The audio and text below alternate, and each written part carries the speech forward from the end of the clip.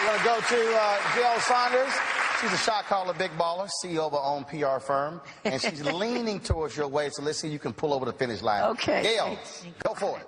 Good evening, Secretary Clinton. Thank you for taking my question. I believe that the number of prisons that are built in this country is absolutely shameful. And we know that black and brown people are disproportionately represented in a system that in one instance allows for an affluenza defense. Yes.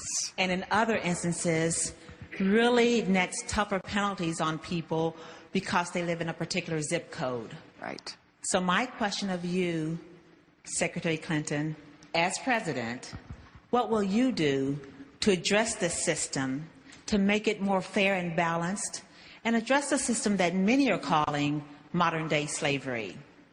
Well, your description of the problem is absolutely right. And the very first speech I gave in this campaign was about criminal justice and incarceration reform. So there are a number of things that I've laid out. I want to just give you a sort of overview, but please go to my website, hillaryclinton.com, that lays out my comprehensive approach. 1 in 3 African American men, if the trends that we see today continue, will spend some time in jail or prison. That is absolutely unacceptable. There is no justification for it. There is no excuse for it. And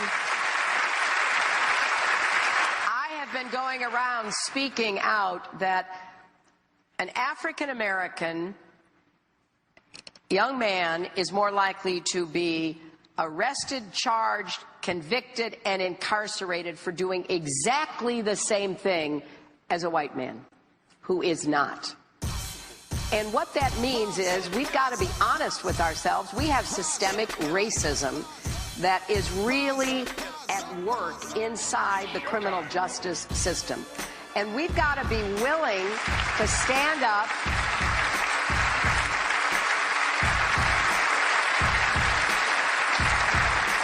and question these inequities and then go about the business of ridding them.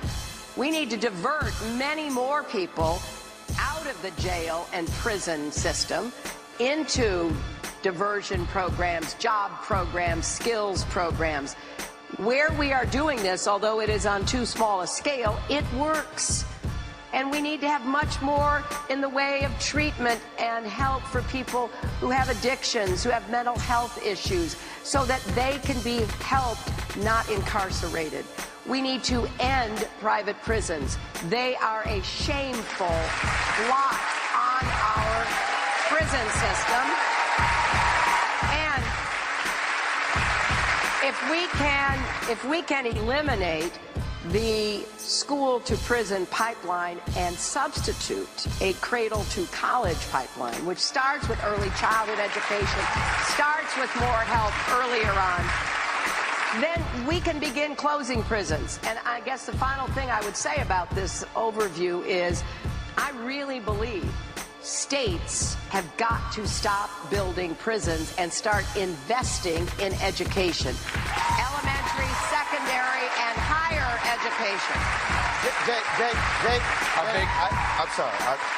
Because if I can, should Democrats stop taking money from private prisons? Should Democrats stop taking money from private prison companies? Yes. The answer is yes. And, you know, that certainly is what my campaign decided. Let's talk about an issue that's of a lot of concern here in Ohio, fracking. Fracking is a technique for oil and gas drilling that's led to a significant increase in... Not just gangs of kids anymore. They are often the kinds of kids that are called super predators. No conscience, no empathy.